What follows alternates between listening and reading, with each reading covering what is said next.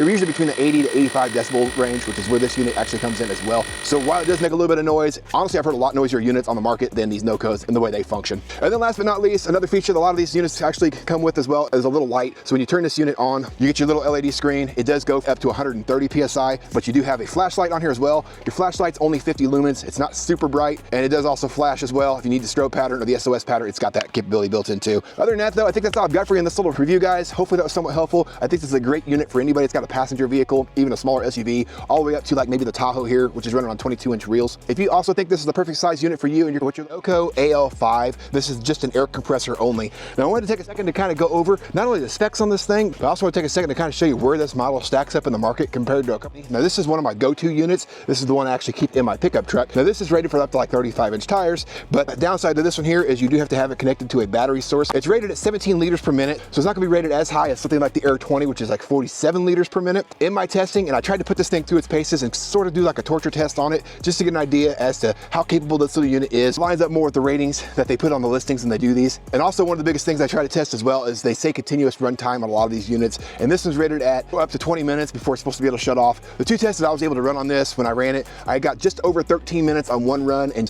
where it's got this back hatch back here, and we like to store a lot of these things back here in that hatch, just out of the way. Try to have your valve stem pointed down instead of up. That way this thing's not hanging by the hose and causing any kind of premature wear on your hose itself. The other nice thing about this is almost all your air compressors out there come with like the little adapters, so you get your compressor valve, you get your little needle for like your basketballs and soccer balls, things of that nature. If you don't like that option, you can use the little quick connect valve here instead. They've basically given you the option to go based on your preference and what you prefer. Charge back up and ready to go in under 90 minutes. What's also really cool about this unit here is the USB-C is right here on the end of it. When you take your air hose free right here, you can charge that unit from right there, but you also have the capability, like pretty much any other portable unit that's out there these days, it's got 30-watt charging capabilities if you want to send any of that power to like a device like your phone, your tablet, a laptop, something like that. So you can use this as a portable battery bank at the same time. Now let's go and dive into the functionality a little bit on this. Another thing I also like to test on these is how hot they get, because some of these units actually get up over 200 degrees. On this unit here, if you're just topping off tires, say 510 PSI low, something like that, I can get all the way around this Tahoe here, airing them up 5 or 6 PSI per tire, and actually have one tire that was 10 PSI low. On one battery charge, I was able to get all 4 of those tires aired up before the battery went low on this unit. Now as far as the temperature goes, if you're going from tire to tire and airing those up, you're only gonna see somewhere around 130 to 140 degrees based on the testing I was able to do. Now when I actually aired one of the tires up on the livestock trailer that I've got, from basically 0, I was able to get to 42 PSI before that unit died. It took 13 minutes and 20 seconds or so is what that time frame was. And the unit, after running continuously for about 13 minutes, I was around 160 to 170 degrees on this. So still well within the parameters of what I've seen on a lot of these units when they stack up. And when it comes to the sound level, NoCo typically has one of the quieter running units on the market.